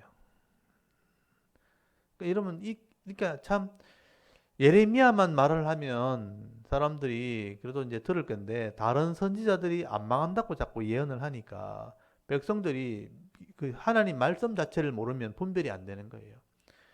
하나님 말씀을 알면 분별이 되겠지만 말씀을 모르는 상태에서는 긍정적인 말, 좋은 말만 들으려고 하지 나쁜 말을 들으려고 하지 않는다는 거예요. 그래서 이제 왕의 선지자의 말은 망하지 않는다 그랬는데 그 사람들 다 어디 갔습니까? 이렇게 묻는 거예요. 그리고 20절에 내 주 왕이여 이제 청하건대 내게 들으시며 나의 탄원을 받아사 나를 서기관 요나단의 집으로 돌려보내지 마옵소서. 내가 거기에서 죽을까 두려워하나이다. 예레미야는 이제 하나님 말씀 전하고 항변해도 안 듣고 때리면서 감옥에 가둬버리니까 두려움이 생긴 거예요. 구덩이에 빠져가지고 며칠을 지내고 나니까 아무도 예레미야를 도와주지 않는 것처럼 분명히 하나님이 도와주긴 하는데 여러분 공경에 빠지면 그게 이제 믿음이 약해지는 거죠. 그래서 두려움을 가지게 됩니다. 왕한테 이제 나를 감옥에 다시 돌려보내지 마십시오. 그러니까 구덩이에 던지지 마십시오. 21절에 이에 시드기야 왕이 명령하여 예레미야를 감옥들에 두고 여기 감옥들은 뭐냐면 아까는 요나단의 그 감옥이었죠. 여기 아까 15절에 보시면 서기관 요나단의 집에 있는 웅덩이 감옥이잖아요. 거기 있으면 죽을 수도 있다는 거죠. 그 사람들이 자기를 때렸기 때문에 매를 때리고 감옥에 가뒀거든요. 근데 21절에 보시면 왕이 명령해가지고 예레미야를 감옥들이 뭐냐면 궁에 있는 감옥이에요. 왕궁에 있는 감옥에 경비대가 있는 곳에 가두었다고 돼 있어요. 그래서 보호를 해준 거죠.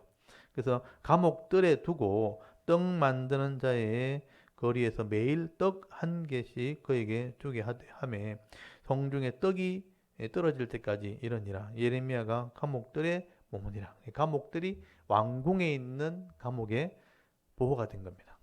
그나마 왕이 그래도 보호해 준 거죠. 그리고 이제 38장에 넘어가면 고관들의 악함이에요.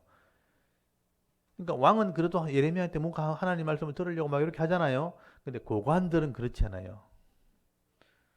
여러분 나라가 망하면 자기 권력도 없어지겠죠. 그게 싫은 거예요. 안 망하게 되려고 막 이 사람들은 애를 쓰는 거예요. 그래서 예레미야가 나라가 망한다는 여론을 자꾸 퍼뜨리고 백성들이 불안해하면 자기들이 권력이 없어지니까 예레미야를 자꾸 죽이려고 하는 겁니다. 이 사실 정치 얘기를 하고 있는 거죠. 여러분 38장 1절에 보시면 mat단의 아들 스바랴와 바수홀의 아들 그랴다와 셀레마의 아들 유갈과 말기의 아들 바수훌이 예레미야가 모든 백성에게 이르는 말을 들은즉 이르기를 모든 백성에게 하는 말이 예루살렘 망한다, 바벨론이 쳐들어온다 이런 얘기거든요. 다 관리들입니다. 고관들입니다. 2절에 여호와께서 이와 같이 말씀하시되 이 성에 머무는 자는 칼과 기근과 전염병에 죽으리라. 그러나 갈대아인에게 항복하는 자는 살리니 그는 노량물 어둠같이 자기의 목숨을 건지리라. 이게 예레미야의 말이거든요. 갈대아 바벨론이 쳐들어오면 여기 항복하는 자는 살리라. 여기 하나님 말씀이에요. 예레미야 그렇게 말했다는 거예요. 3절 여호와께서 이와 같이 말씀하시니라. 이 성이 반드시 바벨론의 왕의 군대 손에 넘어가리니 그가 차지하리라 하셨다 하는지라. 이에 그 고관들이 요 고관들 동그라미 치세요. 고관들이 문제예요. 지금 여기는 고관들에 대한 악함입니다. 고관들이 왕께 아뢰되 이 사람이 백성의 평안을 구하지 아니하고 재난을 구하오니 청하건대 이 사람을 죽이소서 하고 상소를 올린 거예요. 이 고관들, 권력자들, 정치인들. 하나님 말씀을 순종해서 하나님 계획은 바벨론에서 우리를 잡아가는 겁니다. 이렇게 전하면 그 말씀이 하나님의 뜻으로 받아들이지 않고 정치적으로 받아들이는 거예요. 백성의 평안을 구하지 않고 이 나라의 안녕을 구하지 않고 나라가 망한다고 자꾸 여론을 퍼뜨리고 있습니다. 이렇게 한 거예요. 그래서 이 사람을 죽이소서. 그가 이같이 말하여 이 성의 남은 군사의 손과 모든 백성의 손을 약하게 하나이다. 백성의 마음을 자꾸 약하게 만들고 군사의 사기를 떨어뜨리고 이렇게 한다는 거예요. 그러니까 어떻게 이게 인간적으로 볼 땐 좋은 말로 들리잖아요. 나라를 위해서 충성을 해야지. 이렇게 힘나는 얘기를 해야지. 왜 그런 얘기 하냐고. 사실은 그 시대의 분위기를 얘기하는 게 아니고 하나님의 뜻을, 하나님 계획을 얘기하는 것인데 이 사람들은 이 땅에서 잘 되자고만 그렇게 얘기하는 거예요. 죄악을 가지고 있으면서 회개하지 않고 그냥 좀 덮고 넘어가자 이렇게 한 거죠. 그냥 이 땅에서 이렇게 잘 살자 이렇게만 얘기하는 거예요. 그러니까 우리 힘 빠지는 얘기 하지 마라. 그래서 죽이소서라고 상소를 올린 겁니다. 5절에 시드기야 왕이 이르되 보라 그가 너희 손에 안에 있느니라 왕은 조금도 너희를 거스를 수 없느니라 하는지라. 여기 줄을 쳐놓으시고요. 요게 왕이 신하의 눈치를 보는 장면이에요. 번역이 좀 이렇게 좀 그렇게 됐는데 시드기야 왕이 하는 말에 보라 그가 너희 손에 있다. 예레미야가 네 손에 감옥에 있지 않느냐. 너 마음대로 죽일 수 있잖아. 이렇게 해놓고 왕은 조금도 너희를 거스를 수 없느니라. 대충 분위기 아시겠죠? 나는 왕이지만 너희 뜻을 거스릴 마음 없다. 이 말이에요. 네 마음대로 할 수 있도록 해라. 그러니까 왕이 신하의 눈치를 지금 보고 있는 거예요. 그러니까 이 고관들이 진짜 악한 관리들이에요. 6절에 그들이 예레미야를 끌어다가 감옥들에 있는 왕의 아들 말기야의 구덩이에 던져 넣을 때에 예레미야를 줄로 달아 내렸는데 그 구덩이는 물이 없고 진창뿐이므로 예레미야가 진창 속에 빠졌더라. 요게 이제 예레미야가 마지막까지 갇혀 있던 감옥이었어요. 그 감옥이 다른 게 아니에요. 이제 우물을 팠던 그 구덩이인데 이제 물이 이제 끊어지면 이제 거기서 이제 그냥 이제 바닥이 구덩이가 되는데 비가 온다든지 물이 새어 나오면 진흙탕이 돼 버리는 거예요. 거기 물도 먹지도 못하지만 이제 사람들이 들어가면 못 나오니까 줄을 달아서 내렸다 할 정도니까 꽤 깊은 이제 웅덩이인 거예요. 거기 들어가면 스스로는 못 나오는 거죠. 근데 밑에 물이 섞여 있으니까 진창인 거예요. 그러니까 머리까지 차버리면 죽을 텐데 머리까지 차진 않지만 적어도 허리 정도는 이제 진창이 있는 거예요. 여러분 얼마나 힘들겠어요. 거기 진흙탕에 갇혀가지고 그래서 계속 갇혀 있어야 되니까 양식을 주면 먹고 안 주면 굶어야 돼요. 그래서 그 감옥에 이제 예루살렘 망할 때까지 예레미야 갇혀 있습니다. 그러니까 쉽게 말하면 거기서 죽으란 얘기. 신하들이 예레미야를 그 구덩이에 집어넣은 겁니다. 그리고 7절에 보시면요. 왕궁 넷이 구스인 에벤멜렉 이것도 줄을 쳐놓으시고요. 왕궁의 넷이니까 왕의 이제 신하죠. 구스가 에디오피아잖아요. 에디오피니까 이 사람 아프리카 사람이니까 반드시 흑인인 거예요. 이 사람은 흑인인데 에벤멜렉이라는 사람이에요. 에벤멜렉이 그들이 예레미야를 구덩이에 던져 넣었음을 들으니라. 그때 왕이 베냐민 문에 앉았더니 에벤멜렉이 왕궁에서 나와 왕께 아뢰어 이르되 내 주 왕이여 저 사람들이 선지자 예레미야에게 행한 모든 일은 악하니이다. 성중에 떡이 떨어졌거늘 그들이 그를 구덩이에 던져 넣었으니 그러니까 거기서 굶어 죽으리다. 에벤멜렉이 하나님이 도우시는 일꾼이죠. 아무도 예레미야를 관심을 가지지 않죠. 왜냐하면 관리들이 집어넣기 때문에 예레미야에 관심을 가지면 관리들한테 눈총을 받겠죠. 그러니까 아무도 일을 안 하는 거예요. 근데 이제 왕궁 넷이니까 왕의 옆에 있는 넷이니까 이 사람이요 예레미야를 이제 도와줘야 된다고 얘기한 거예요. 그러니까 지금 양식이 떨어졌다고 하는 얘기는 뭐냐면 바벨론에 의해서 포위가 된 상태인 거예요. 그리고 얼마 있다 망해요. 그래서 양식이 떨어졌기 때문에 여러분 자기 먹을 양식이 없는데 그 죄인에게 양식을 줄 리가 없죠. 그러면 예레미야는 굶어 죽는 거예요. 그래서 이제 이 왕궁 내시 에벤멜렉이 왕에게 호소를 하는 것입니다. 가서 양식을 주든지 건져내야 됩니다. 그래서 왕이요. 아까 신하들 앞에서는 마음대로 해라 그랬잖아요. 근데 에벤멜렉에게 가서 건져오라 그래요.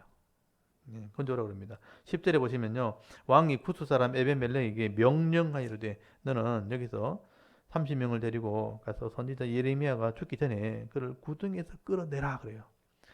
그래서 에벤멜렉이 사람들을 데리고 왕궁 곳간 및 방에 들어가서 거기에서 헝겊과 낡은 옷을 가져다가 그것을 구덩이에 있는 예레미야의 밧줄로 내리며 그러니까 제대로 된 줄이 없는 거죠. 그래서 이제 헝겊 조가리를 연결해 가지고 줄을 만들어서 그것으로 건져냅니다. 12절에 구스인 에벤멜렉이 예레미야에게 이르되 당신은 이 헝겊과 낡은 옷을 당신의 겨드랑이에 대고 줄을 그 아래에 대시오. 예레미야가 그대로 하며 그들이 줄로 예레미야를 구덩이에서 끌어낸지라. 예레미야가 시위대 뜰에 머무니라. 아까도 말했지만 시위대 뜰이니까 왕궁 감옥에 들어가게 된 겁니다. 보호를 한 것이죠. 그리고 14절에 보시면요, 시드기야가 또 예레미야에게 물어보러 갑니다.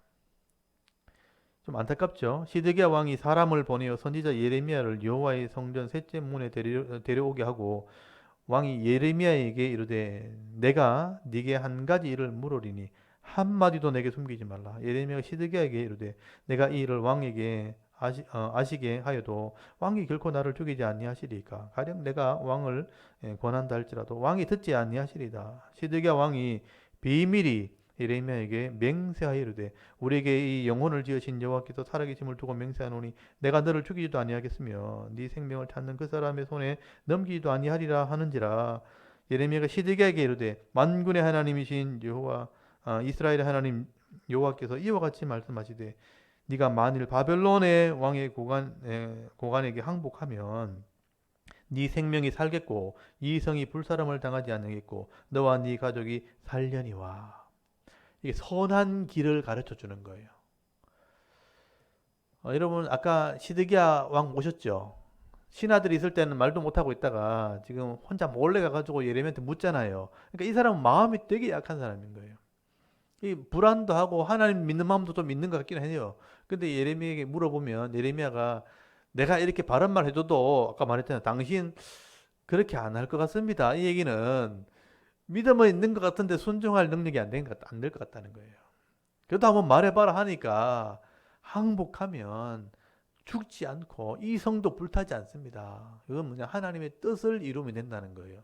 그게 선한 길입니다. 근데 보세요. 불순종의 길이 나온 18절에 네가 만일 나가서 바벨론의 왕의 고관들에게 항복하지 아니하면 이 성이 갈대아인의 손에 넘어가니 그들이 이 성을 불사를 것이요. 불사를 것이며 너는 그들의 손을 벗어나지 못하리라 하셨나이다. 한번 보십시오. 아까 17절 끝에 항복하면 이 성이 불사름을 당하지 않겠다 그랬잖아요. 그러니까 왕이 항복하면요. 포로는 잡아가고 이 성은 보호를 해주는 거죠. 바벨론이 점령한 지역이니까. 근데 대항을 해버리면요. 싸우게 되니까 불태워버린 거예요. 그러니까 왕이 당신이 처신을 잘해야 됩니다. 하나님 뜻을 이루면 백성도 살고 당신도 살 겁니다.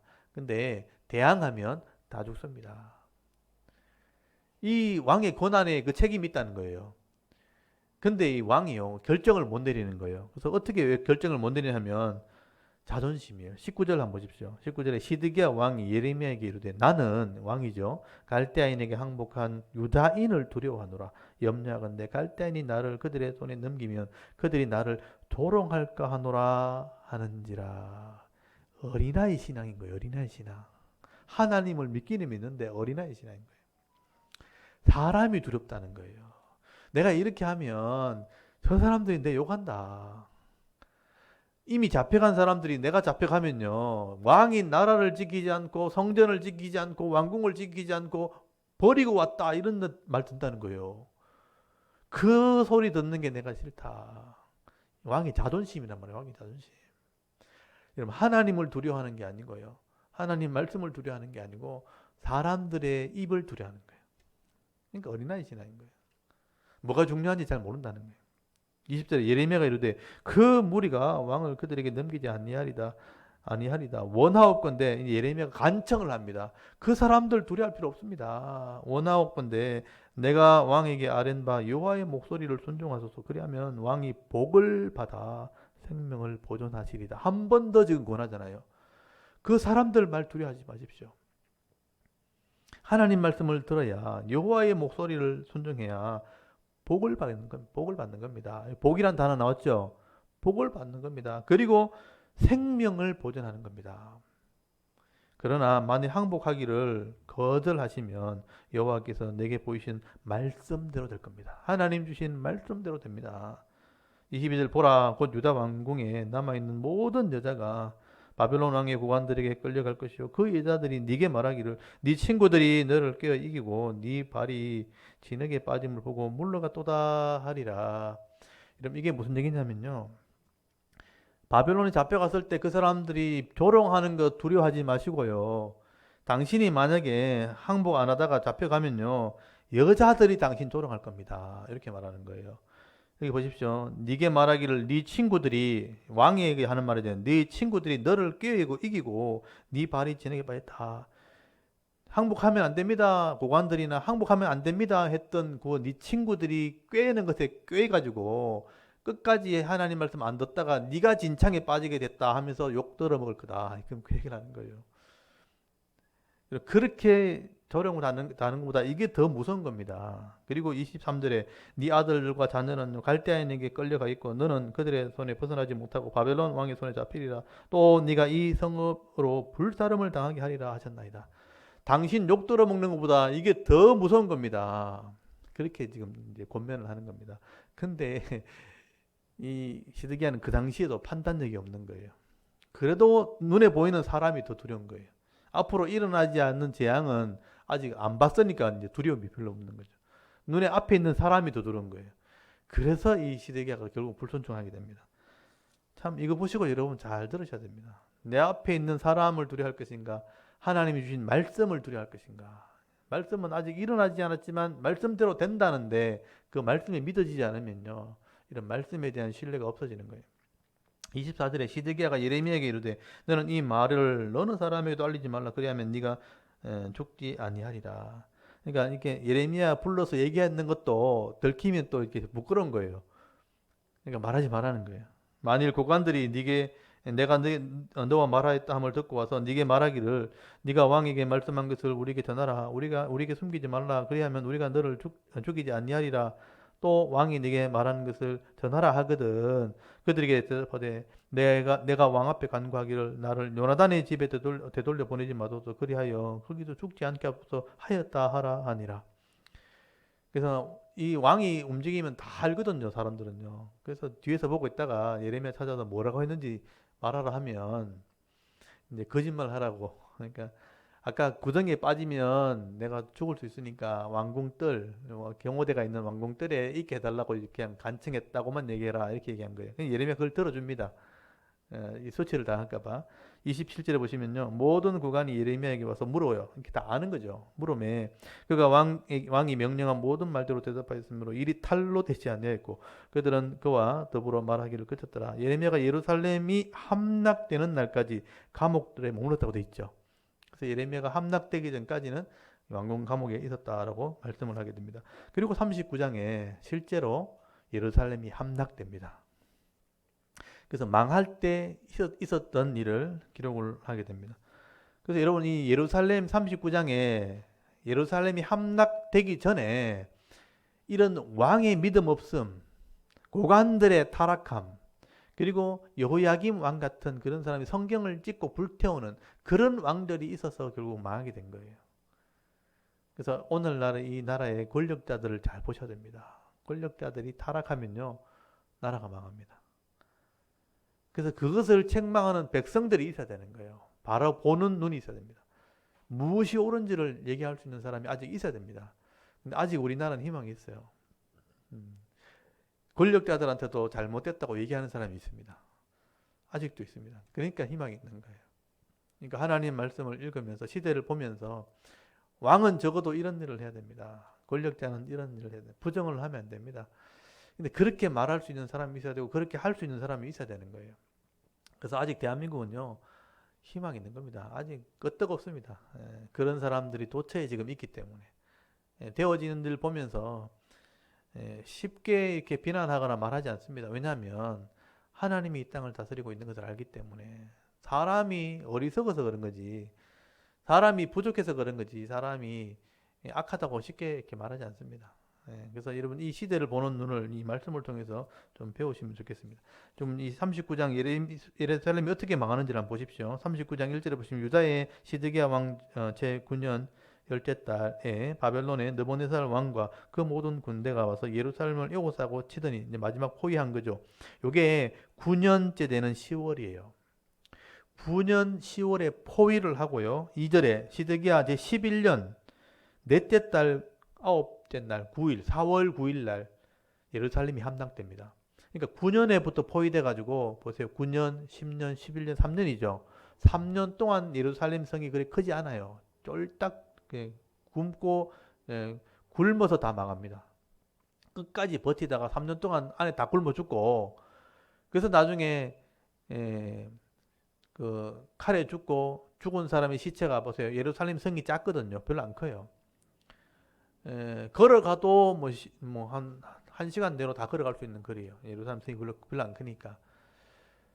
그 성에 나가지도 못하고 양식이 없어 굶어 죽었잖아요. 죽으면 시체들 다 어떡하겠어요? 밖에 못 버리잖아요. 성 밖으로 못 가지고 나가잖아요. 포위되어 있으니까. 그 죽은 사람이 그 안에서 다 부패된단 말이에요. 그러면 전염병이 생기는 거예요. 그래서 나중에 함락되면 칼에 다 죽어요. 남은 사람은 칼에 죽죠. 좀 굶어 죽고 전염병으로 죽고 기근. 아까 말했잖아요. 칼과 기근과 전염병 그랬잖아요.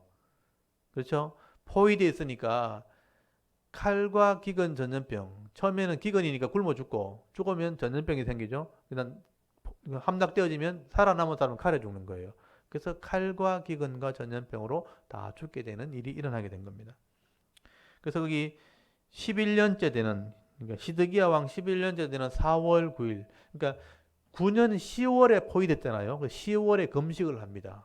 그래서 11년 4월 9일 날 함락됐잖아요. 4월에 금식을 합니다. 그래서 이제 이런 금식일이 생기게 돼요, 나중에. 그것도 기억하시면 좋겠죠. 그리고 39장 3절에 바벨론 왕이요, 그 땅을 이제 점령을 하게 되어지고, 4절 보십시오. 유다의 시드기야 왕과 모든 군사가 그를 보고 도망하여 밤에 왕의 동산 길을 따라 두 담 샘물을 통하여 성읍을 벗어나서 아라바로 갔다고 돼 있죠. 아까 예레미야가 불렀을 때 항복하면 산다 그랬잖아요. 근데 항복 안 하니까 죽게 생겼잖아요. 그래놓고 도망가는 거예요. 이게 어디로 도망가냐면요. 거기 5절에 보시면 감남산을 넘어가지고 여리고 쪽으로, 그러니까 모압 따봉으로 도망가려고.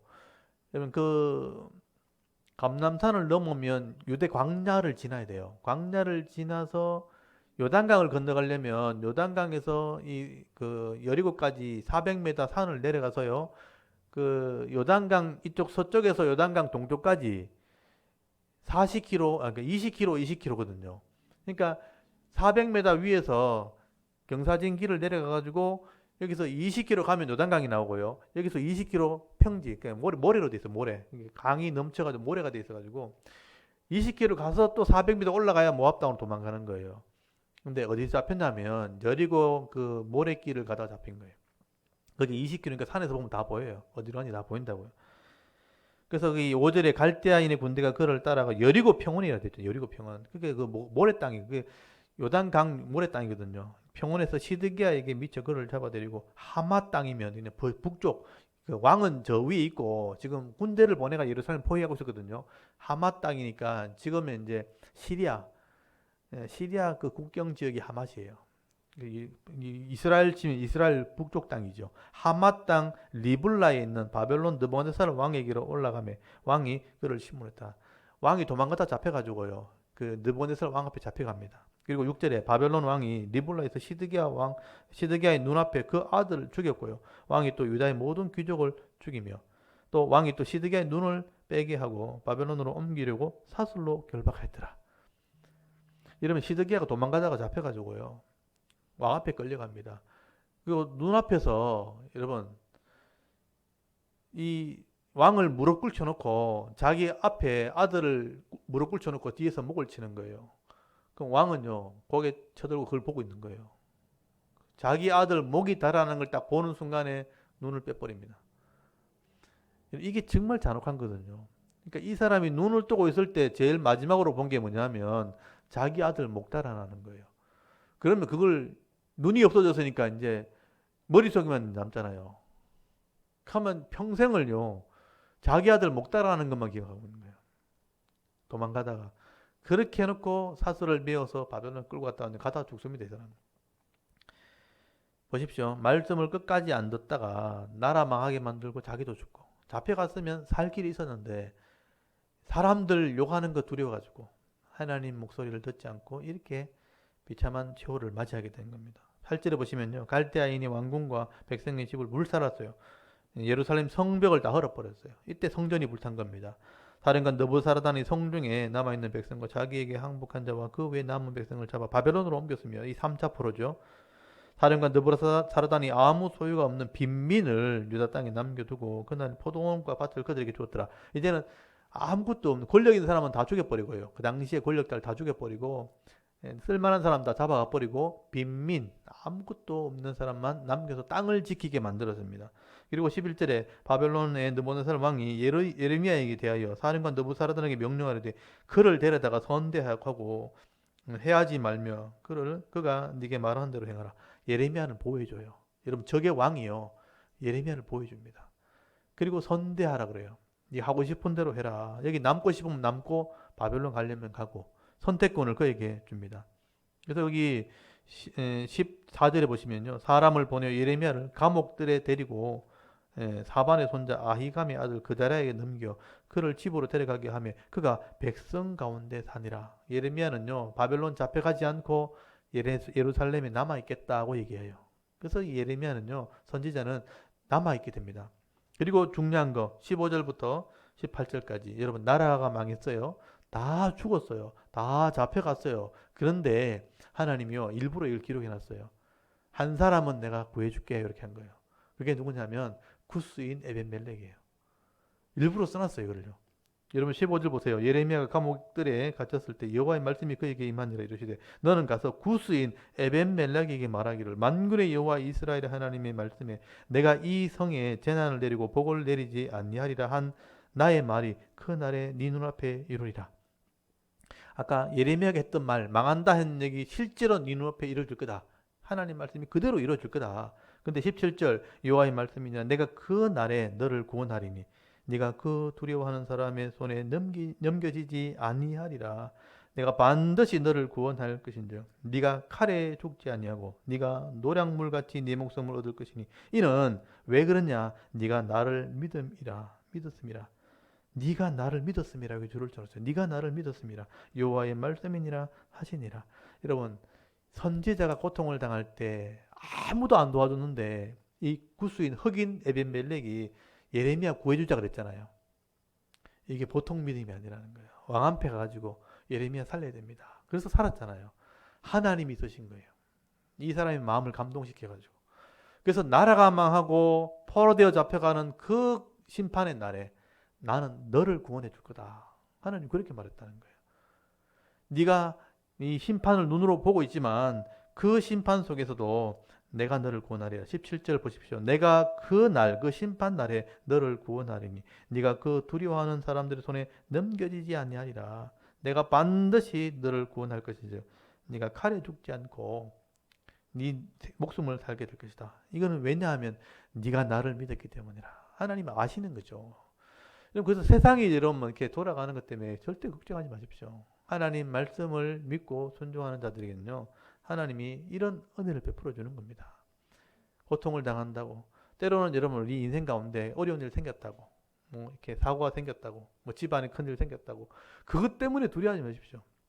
내가 하고 있는 일이 뭔지를 아시면 돼. 내가 하나님의 사람이고 내게 사명이 있고 내가 그 말씀 순종하는 삶을 살아간다면 그런 일이 있다 해도 너무 걱정할 필요 없습니다.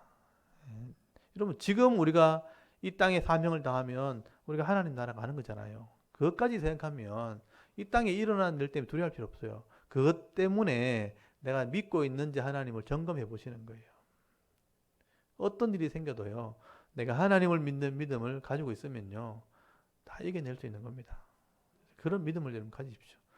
그래서 저도 지금 죽어도 저는 별로 두려워할 게 없다는 그런 믿음이 늘 있기 때문에 어떤 일이 생겨도 이제 그 일이 생겼구나. 그 정도로 끝나는 거예요. 무슨 일이 생겼다? 그런 일이 생겼구나. 그러고 끝나는 거지. 그것 가지고 뭐 이렇게 할 필요 없어요. 이제 때가 됐는가 보다. 그렇게 생각하면 되는 거예요.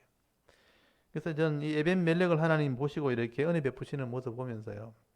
나라가 망하고 사람들이 포로되어 잡혀 그 난리통에도 하나님이 지켜준다는 이 말씀을 들었을 때 에벤멜렉이 얼마나 든든했을까. 하나님이 지켜준다는데 하나님이 구원해 주신다는데 그러니까 웃으면서 다니지 않을까요? 다른 사람 막 울며 불면 난리 칠 때 이 사람은 휘파람 불면서 다니지 않았을까 그런 생각을 해보게 됩니다. 여러분도 그런 믿음을 좀 가지십시오. 예. 이 나라가 우리가 생각한 대로 다 되지 않잖아요. 또 우리 인생이 내 마음대로 되지 않죠.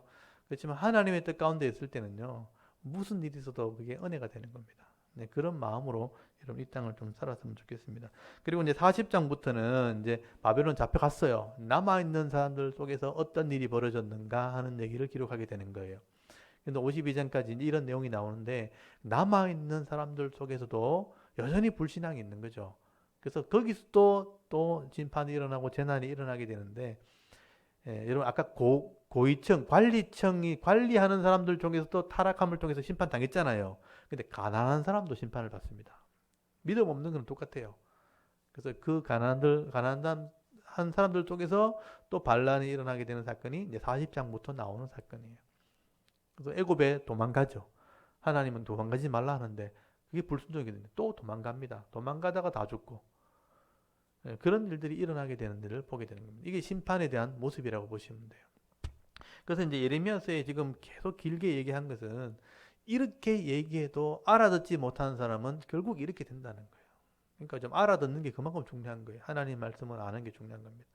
그래서 여러분 바쁘게 뛰어다니지 마시고요. 하나님 말씀 좀 잠잠히 또 묵상하시면서 그 말씀을 따라서 여러분에게 주어진 사명 하나씩 감당하시면 돼요. 우리 학생들은 공부하면 되고 직장인들은 성실하게 일하면 되고 가정의 사명, 이 아내와 이 자녀를 양육하는 부모의 사명 성실하게 감당하면서 그 안에 복을 받아내면 되는 거예요. 너무 급하게 이렇게 세상을 따라가려고 하지 말고 하나님 주신 사명 감당하면서 하나님 주신 은혜 누리다가 진짜 하나님 나라 가면 되는 겁니다. 네, 그 믿음으로 하루하루 삶 속에서 승리할 수 있기를 바라겠습니다. 오늘 여기까지 할게요. 그 다음 주에 오시면 40장부터 또 말씀을 또 나누도록 하겠습니다. 우리 잠깐 기도하고 마치겠습니다. 하나님 은혜를 감사합니다.